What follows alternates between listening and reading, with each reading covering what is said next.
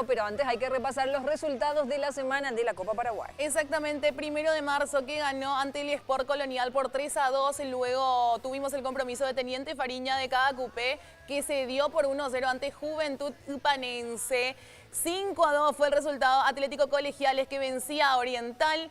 2-1 para Sport Colombia ante Pilcomayo. Deportivo Obrero y Ñeputudó que definieron en tanda de penales. Fue a 3-3 en el partido, exactamente, sí. y luego 4-3 penales. en penales, exactamente. 6-1 resultado tenístico. Cristóbal Colón de J. Augusto Saldívar ante el 3 de febrero de Ricardo Brugada. 4-0 fue victoria de Atlético Campo Florido ante el 14 de mayo.